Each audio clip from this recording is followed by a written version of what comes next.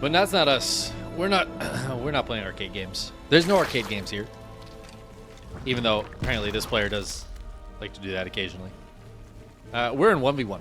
This is the real StarCraft. This is the real deal. This is the real shit. In the upper left-hand corner of Dragon Scales. I know it says Hebiom. If you're a true fan, you'll know who this is. It's RagnaroK. And it's time to RagnaroK and roll. But first, he's got to get through his opponent in the lower right-hand corner in the red. It's not a dream player. No. It's his NightMare. And if RagnaroK lives on Elm Street, well, he's just screwed.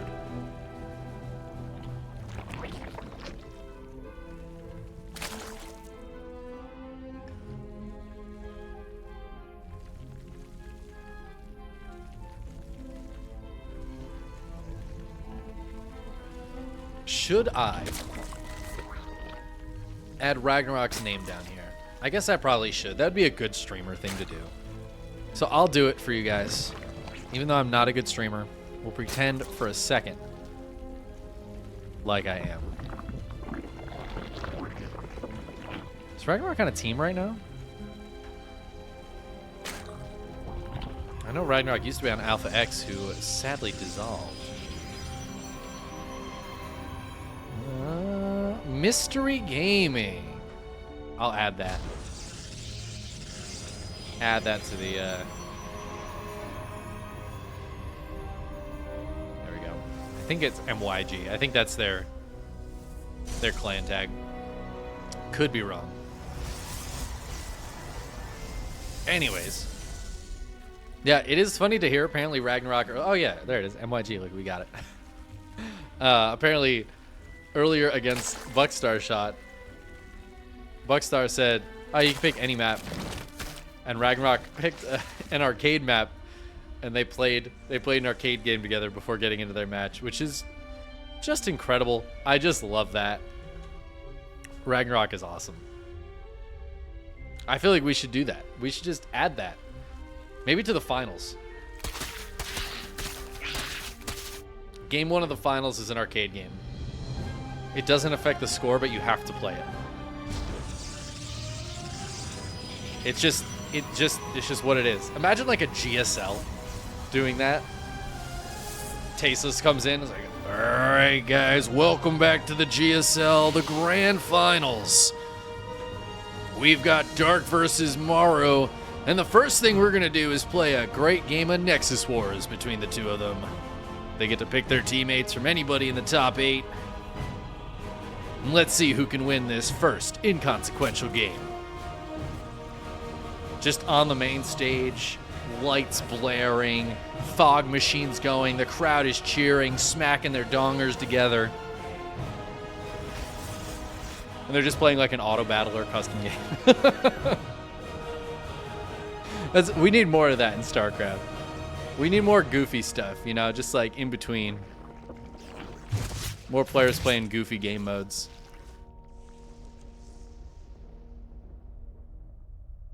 You know what I'd love to see? The next like home story cup. While the players get ready for the finals, you get like a good 5v5 League of Legends match together. But make sure that none of the players have ever played League of Legends. And then we just get to listen to the comms. We go back and forth on the teams. We have like one player on each team that's played before. It'd be fantastic. All right, RagnaroK seems to be pulling out a Mio Micah build here. As with the third not even halfway done, the Hydra Den is about to finish. RagnaroK getting a little crazy with it. And I think about to get very aggressive with Queens and Hydras. Hydra's coming out. A handful of Queens here pushing away those Oracles who have not spotted the Hydra Den. Muscular Augment's coming up first. RagnaroK is going to start heading across the map with these bad boys. Ling Speed's about to pop as well. And NightMare is going to have to play very defensively. But Blink Stalker's not that great against Hydras. Especially the Hydras get here before Blink is even really done. I don't know when RagnaroK's meant to move out. I don't know this build at all. This is not a build you see really ever. It's kind of cool to see RagnaroK busting this out. This feels like it's very much meant to counter like standard Zerg play. And NightMare is seeing no drones at this third and has to be like, what are you doing? What is going on right now? Where are the units? Where are the drones? What is happening? What are the units? I think is the important question. NightMare's got to figure it out. And moving out with these Stalkers before Blink is done is a dangerous game to play. Now, the Hydras don't have their range upgrade. They're about to have their speed upgrade. They're not going to have their range upgrade. Oh, the Oracles finally get behind the base. They finally see the Hydra and they get a tag on these drones. But RagnaroK is here. 2 more shield batteries going down, but they are not done yet. Blink isn't done yet either. As these Hydras dive forward, they're going to take down that shield battery. Super shield battery goes off here for NightMare. RagnaroK just backs up and says, all right, I'm going to get out of range of that hyper shield battery. Probe's coming off the line. The super shield battery is still going, but it is about to run out. The Oracle's coming back. They can add some DPS to this, even if the Hydras will kill them. A few probes going down, but so far RagnaroK has not gotten enough damage done. RagnaroK is building drones behind this, though. Oh, man. RagnaroK's going to try to transition. He's got a very solid army, and this is actually going to make it tough, I think, for NightMare to find damage with, like, Blink Stalkers. And if NightMare plays too passively here, just defending, RagnaroK can catch right back up. We already see the drone count looking a little bit better for RagnaroK. But there's no 4th base, and you don't really want an even worker count with the Protoss, generally speaking. Very interesting that NightMare is going into Glaives. So Glaives is a very quick upgrade. And Glaives Adepts actually do really well against both Lings and Hydras. RagnaroK's going to need something to deal with those Glaives Adepts. And it turns out the answer is going to be Lurkers. As the follow-up here for the Zerg are going to be those high-power units. And that actually makes the worker count a little bit more okay. Those are cost-efficient dudes. God, RagnaroK busting out the strats here. I don't know if NightMare's realized this yet. He's about to get the tag on these units. So no, he hits the Hydras. Okay, now he sees those Lurkers with the tag on the creep tumor actually coming in clutch. Spots them for sure this time. Ooh, the Blink Stalkers are going to get on top of 2 of those Lurkers. Beautifully done. But it's not over yet. A lot of the Lings get caught in the stasis trap. The Lurkers burrow. They have the Hydras on top of them. Stasis trap number 2 going off here, but that only buys time for NightMare. And the Lurkers, in the meantime, are still doing damage. A big blink forward here from NightMare, but the Hydras and the Lurkers going to do a lot in the meantime. But all of the Lurkers going down. A couple more show up. The Lings are about to come off cooldown as well and move forward, but another stasis trap catches them. It's just 2 Lurkers here. A couple more are trying to morph right now, but the Stalker's going to blink on the 2 Lurkers that were there. Force Field's actually stopping these Stalkers from retreating, and a couple go down because of them. But the Hydras and Link still trying to push through. Super Shield Battery goes on again as RagnaroK is just completely all in. 7 drones going down on the other side of the map to just a couple of Adepts. RagnaroK has to win, and he's got to do it. Now there's another stasis trap back here. The Stalkers blink back to it. There are 3 Lurkers. They've all been tagged by NightMare. Doesn't have a ton of units left. RagnaroK is at double the army supply right now, and this is a very powerful army. 4 Lurkers is nothing to sneeze at. Yeah, a bunch of drones went down, but look at all the probes that have gone down. The 3rd base goes down. RagnaroK has a bad economy, but NightMare is arguably even worse right now. And RagnaroK, he's got no chill. He is just continuing to build Lings, Hydras, and Lurkers, moving these Lurkers forward, continuing to kill these buildings. NightMare going to have to hole up in his natural. It looks like sending more Adepts across the map. Ooh, the Lings actually catching these Adepts. The Lings and Hydras retreat. I think a few of the Adepts will be able to shade up into the natural, but it looks like they'll die before anything actually happens here. Great defense from RagnaroK. And now NightMare just has so many less units. Oh, there's an Observer here, but the Stalkers are not winning this fight at all, and the Lings come up to clean them up. These Stalkers desperately trying to run away, but RagnaroK's got the trap on the other side as well. The Stalker's gonna have to blink up, but they don't have vision. Oh, okay, they do. They get up there. 4 of them. I don't think 4 Stalkers is gonna be enough, though. NightMare holding up in his base, but now RagnaroK has the contain. I was gonna call this a soft contain, but these Lurkers here, it feels pretty hard. Super Shield Battery turns on. I think RagnaroK's gonna have to back up from that.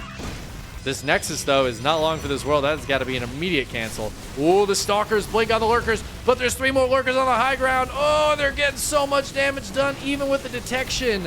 There's just not enough Stalkers, and that is GG as RagnaroK aggresses his way to victory there. Who needs drones when you can just build the good units? And I love to see Zerg players play like that. Very few Zerg players will do that. That kind of a style, that feels like a Mio Micah game, but executed flawlessly. Really well done by RagnaroK. Sick play up against NightMare.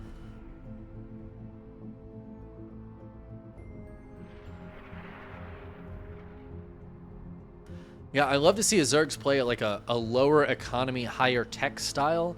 Dark will do that sometimes. He's probably the most common player that I see do that kind of thing, where he'll cut drones a little early and get into a hive, get into those high tech units. RagnaroK playing the aggressive version of that, rushing Hydras and then rushing Lurkers off the back of it.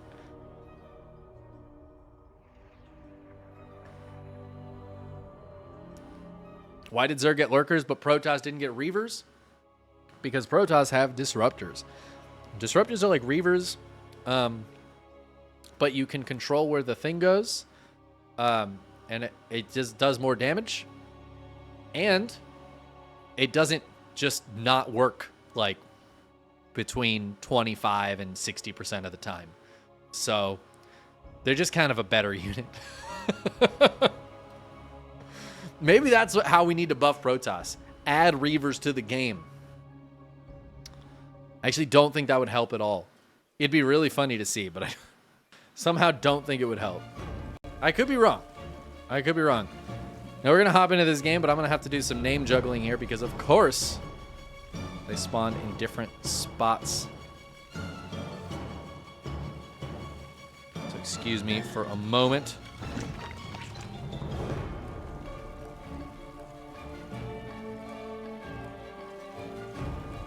While I do that, hopefully that says RagnaroK. Okay. Yeah, it says the player name of this player because he's not using his name in game. He's been on this account for a long time. I don't know why he doesn't just change it to RagnaroK. But he's going for an early pull. There's a nice little 12 pull here from RagnaroK. His opponent in the upper right-hand corner. Going to be on the defense. It is NightMare. That's right, my production team is on the case, getting those nameplates ready to go. Ideally, they'd be done before we got into game, but, you know, my production team, I don't really pay them much. I pay them in peanuts. And, you know, they don't always get enough peanuts. Sixlings on the way here for RagnaroK. No base going down tells me that there's going to be a hatch going down somewhere else. And that somewhere else is right here. All right. RagnaroK dropping it in front of the wall. Good positioning from NightMare to stop the drone from being able to get in and put that down in the main, or in the base rather. First Zealot on the way. So the idea here is that RagnaroK can cancel this and get the Lings right on in, or can stop these units from coming out and the Lings could hit the wall.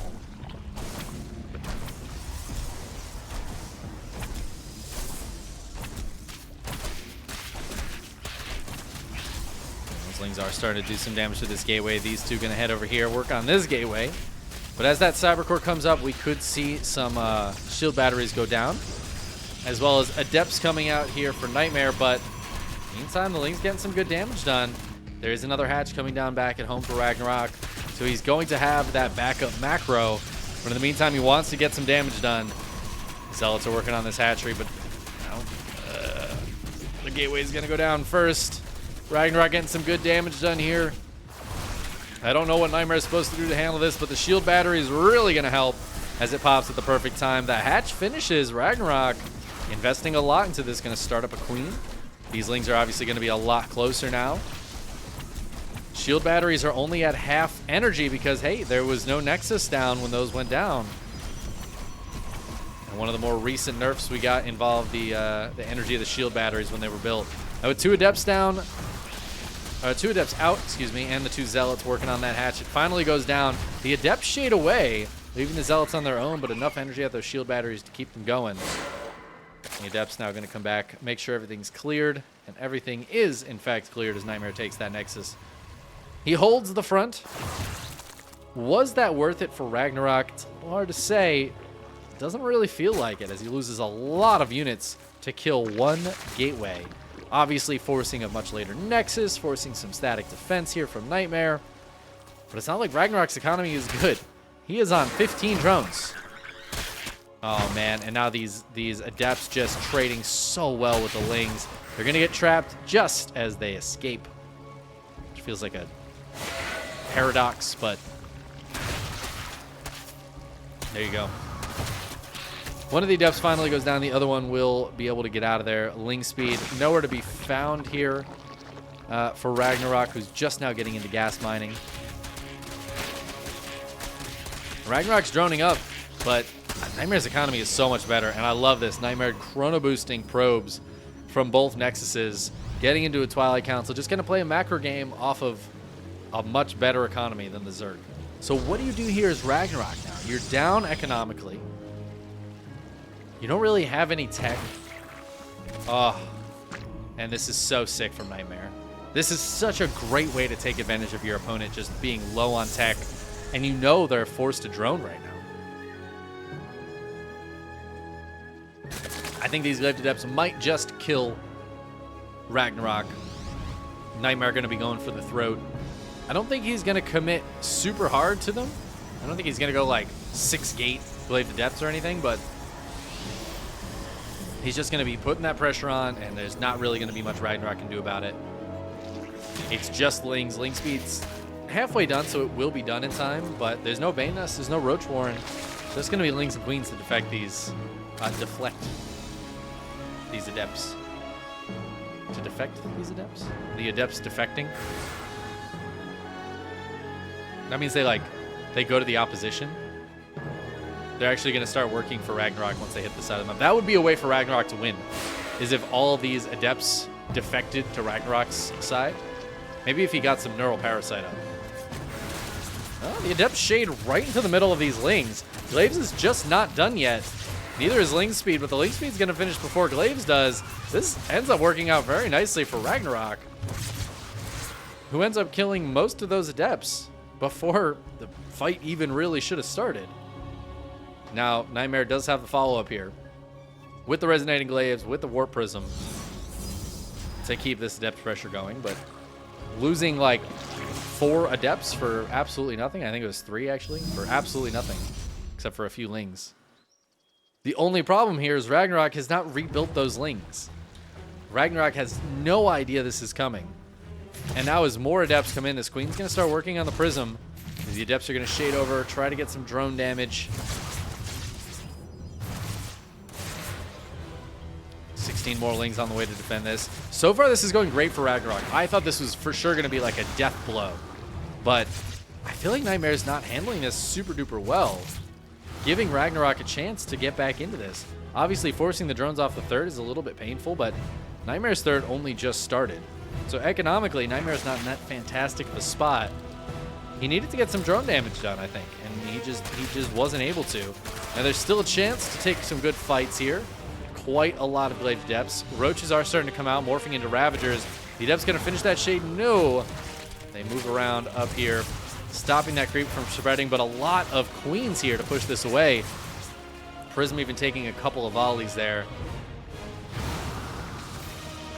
RagnaroK seems to be holding, but NightMare keeping the pressure on means RagnaroK can't just drone willy-nilly. So RagnaroK's worker count isn't that great. In fact, there's more probes than drones so far. Oh, and NightMare now has a Colossus. Just bringing the Colossus. No!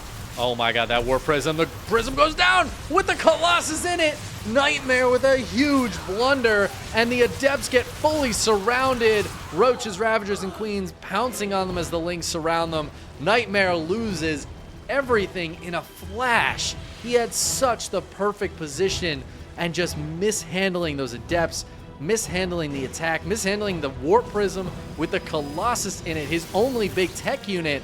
And now he's trying to transition behind this to sentries and disruptors and probably Colossi, Blink Stalkers, but he needed the pressure on while he did that. RagnaroK can now drone freely, can take bases, he can build units, he can do whatever the hell he wants. He's going for a Spire. RagnaroK can do anything he wants on his side of the map, and NightMare can't do anything about it. And it looks like what RagnaroK wants to do is not be on his side of the map, but be on his opponent's side of the map. There's a lot of force field energy, though. I feel like Zerglings are not going to do well here. Now, those force fields are just going to be fantastic. Obviously, the Biles can take them down. Disruptor Nova, though, coming out, killing one of those Ravagers. The Ling's still trying to get right on top of this. Another Nova comes out. The Lings are going to have to run away as Super Shield Battery turns on and a second Shield Battery finishes up. Lings come back in, but there's just not going to be the DPS, I think, right? Like, that Super Shield Battery is just going to keep healing stuff up. The Lings are eventually going to die. RagnaroK just throwing units into the meat grinder. 10 mutas on the way behind this. Now there are Blink Stalkers out, and RagnaroK doesn't have that big of a ground army anymore. As this gets pushed away, it's just a handful of Ling Roach. He is going to keep that ground pressure on, but look at this. Second Stargate going down for NightMare as he's Chrono Boosting out Phoenixes. And with the Blink Stalkers, I think he's going to be able to hold on. Now let's see if the Lings and Roaches can get damage done or draw these units away while the mutas go do something else. The muta's heading towards the north side.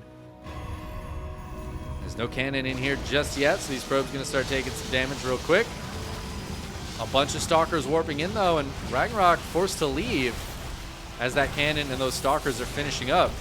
And now the Phoenixes are coming out.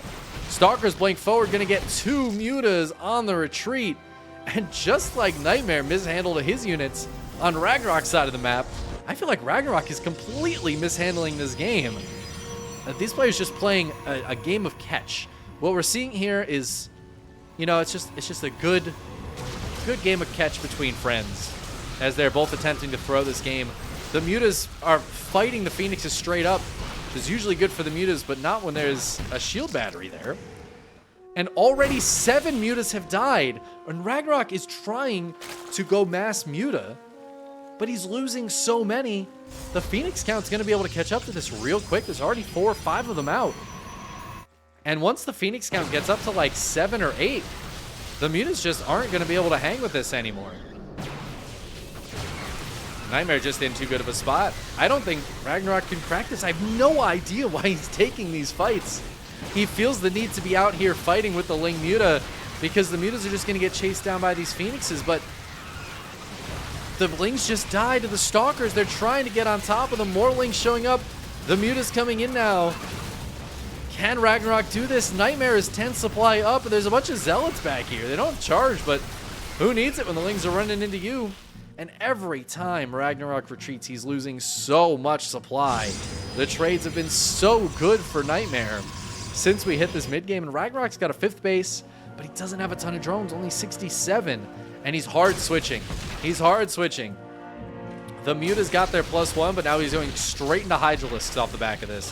Now, there isn't really anything that counters Hydra out right now, but I know there's a Robo Bay, which means Colossi could come out. The mutas are all dying, so all that investment into the mutas for absolutely nothing. 26 mutas dying.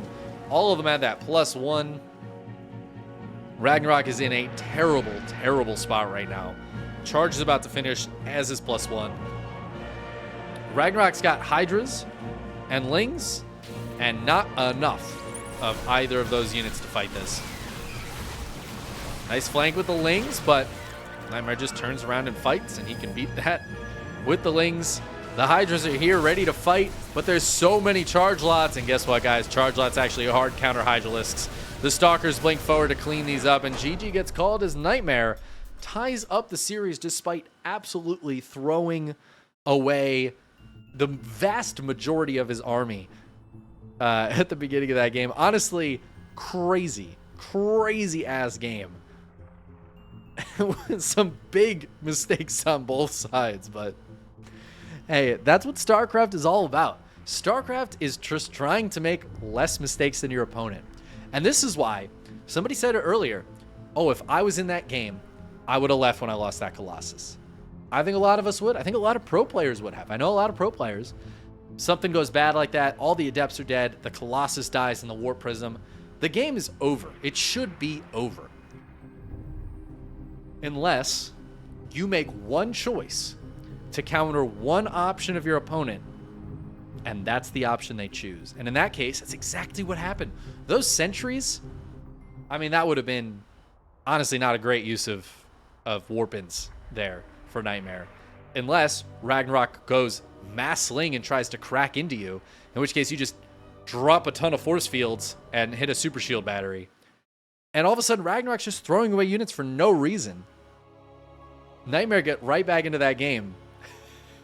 It was a throw. RagnaroK caught it, and he was like, haha, my turn. I can throw it further than you. Look at me, I'm throwing sidearm. Ooh, lefty. It's a good game. Good game of catch between these two. All right, let's get into game number 3 now, where we're going to have to shuffle names again. Actually, we don't have to shuffle names, but I do have to change the color of the background. There we go. Look at us. We did good. Because it just wouldn't be the same if they made my life easy. Spawning in the lower left-hand corner of Royal Blood in Game 3, we have Mystery Gaming's RagnaroK. Somehow didn't win that second game. His opponent in the upper right-hand corner, who I think had such a great idea in the last game, and the execution was poor, but you know what? It worked out for him. It is NightMare. It is funny, too, because NightMare held off that 12 pull with the proxy hatch. He held it off really nicely. Ended up ahead with the Nexus. Went straight into Glaives, which I thought was a genius idea. And then immediately threw away the first few Adepts. The next group of Adepts did nothing. He went into a Colossus drop, which was kind of cool because it was only Lings out at that point. And did the Colossus even get one swipe off before dying? It's just actually insane how that game went. It's the highest level, like, clusterfuck I've seen in a while. It's fantastic.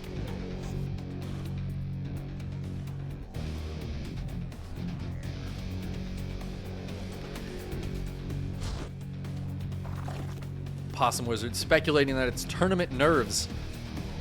I don't think so. I mean, these guys are such tournament veterans at this point. NightMare, a little bit less so. But just to give you a perspective on the amount of tournament games these guys have played, NightMare, before recently, where I feel like he has stepped it up, he's played a lot of really good games, especially in the World Team League. He's actually like the MVP of his team. But he was known, I think in 2017, he was the first player to make DT Blink Shadow Stride in a competitive game, in a tournament match. He made it in the GSL, and he went for like a bunch of Blink DTs. And I have no idea if he won or lost because it was like 2017. But that's how long NightMare's been around, right? And he was just kind of a cheesy, not the best player back then. Now his Blink control is magnificent. He's been looking very good. His PvP is one of the best in the world. He beat Classic to get here. But he's been around a long time. He's played in a ton of tournaments. He's played in a bunch of GSLs. He's had good results. Same for RagnaroK, who's had some really sick results, and at some points has been like one of the few players that could just toe-to-toe with the best in the world. He hasn't had like the best results lately, but I still feel like RagnaroK is always a serious contender. And there's nobody who goes up against him and is like, oh yeah, it should be an easy match. Like, they might be favored against him, but he can always take them down. Also, this is like a weekly. You know, these guys have both played on the main stage of events. They've both been to the big ones, to the big leagues. So, I don't know, man. I don't know what it was. I think it just happened to be they were making some silly mistakes in their games. Some silly calls. And it gives us an entertaining game, you know? Everybody makes mistakes in StarCraft. And we got to see two great players make some big mistakes in that last game. But we got a new game, a fresh game, and this looks like a nice solid macro game for us so far.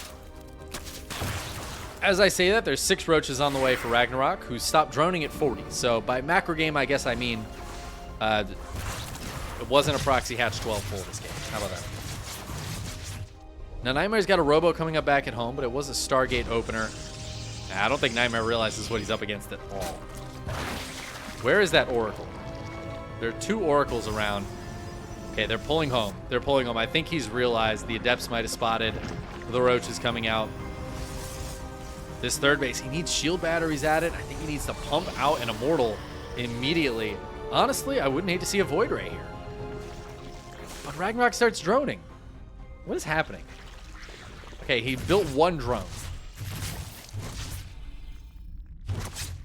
The roaches are going. More roaches on the way. Roach speed about to finish here. RagnaroK trying to just put the kibosh on any macro from NightMare right away.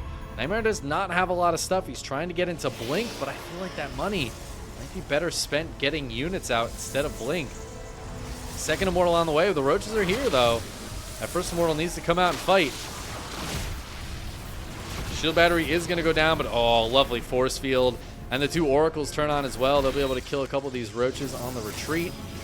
Drones coming out behind this for RagnaroK. But I think he needs to get more damage done. I don't think he can, though. These Oracles are just getting free damage. And NightMare ends up holding on to this third very easily. He's up on workers. And he's, I guess it pays off, working on that Blink. The Oracle's doing their job, sending these units packing. It's so weird. And now RagnaroK going back into the Hydra, and he's got +1 on the way. He's getting those Hydra upgrades range first this time instead of muscular augments. So I feel like he's not going to go for as much aggression as we saw in game 1 with the Hydras, and confirming that is this Infestation Pit. What is this Infestation Pit for? There are 2 options here. With Immortals, Sentries, and some Blink Stalkers out, he could be going for Swarmos. We don't see that often against Protoss anymore. I genuinely just don't think it's good anymore. It was great once upon a time. Overpowered. But now, I feel like it's not quite as good. And in this situation, I wouldn't like that. It might be for Hive to get into quick lurkers, and that seems to be the thing here for RagnaroK. I do like that choice. Now, this army of NightMare is pushing out and wants to put some pressure onto RagnaroK, who is trying to take this 4th base. That is going to be canceled immediately as the Stalkers blink on top of it. NightMare seems to be happy with that, pulls back. Yeah, very quick Hive here for RagnaroK. That was pre-7 minutes it started. So he's going to get right into that Hive. Should be dropping that Lurker Den in the relatively near future, but seems more focused on building units right now. He's definitely got to get out of defense against this and make sure to push these Stalkers away. It's going to take the 4th base that is very forward here, but maybe a little more easy to protect with your main army positioned in kind of in the middle there. NightMare pulls back. He is happy with that situation. He builds more shield batteries. He's worried about an all-out attack from RagnaroK, but he has not scouted this Hive. He doesn't realize that RagnaroK isn't going to be fighting for a while because he's going to be waiting for those lurkers. Yeah, Lurker Den feels kind of late. He's not going to be able to get those upgrades for a while, but Viper's coming out immediately for RagnaroK. It's actually so sick. I love that RagnaroK is playing like this. It's really cool to see him just comfortable to go to the later stages of the game, because this game could slow right down, right? RagnaroK's not being nearly as aggressive as game 1, where he was on a low economy, but he like needed to just push out and get damage done. He doesn't really need to here. He's got a good army coming out. That being said, the Vipers are not here yet. The Lurkers are not here yet. And NightMare wants to put some pressure on. He sees this base as a vulnerability of RagnaroK, and I think he's right. He's going to try to hit the mineral line from the back. The Colossus here. Look at that 10 range on display. That's a lot of Roach Hydra, though. Oh, man, more Stalkers warping in. A second Colossus shows up. The 2 Immortals are here as well. A few drones have gone down. RagnaroK going to dive forward. If those Vipers could come up and yoink these Colossi, I think NightMare would have to leave. I don't think he knows about those Vipers at all. The Colossi shooting at the Hydras. Really nice target fire there from NightMare to hit those light units. But here come the Vipers. Coming right in, there's a stasis trap to fall back to. RagnaroK needs to be careful. He gets one of the Colossi forward, but I think he lost both the Vipers, actually, with the target fire from NightMare. Oh, my God, and those early tech units not panning out here for RagnaroK, who is way up in supply, but can't take a very efficient fight. This choke point just choking him up right now. More Vipers on the way. Those Lurker upgrades are coming up, but they're not here yet. This is a great concave for RagnaroK, though. I don't think NightMare wants to take this fight. The kiting backwards was the way to go, but it might just not matter. His army is just too powerful. The Immortals, the Colossi, the Blink Stalkers. And NightMare, he pops the Guardian Shield just to add a little extra juice to that army. He's going to be able to take this base down, and you know what? He's going to be able to knock RagnaroK down as NightMare takes the 2-1 victory. A very weird series there, mostly out of RagnaroK, I feel like, who's so aggressive until all of a sudden in this game he just like wasn't at all. But NightMare able to take advantage of that passive play from RagnaroK and knocks him out. GG.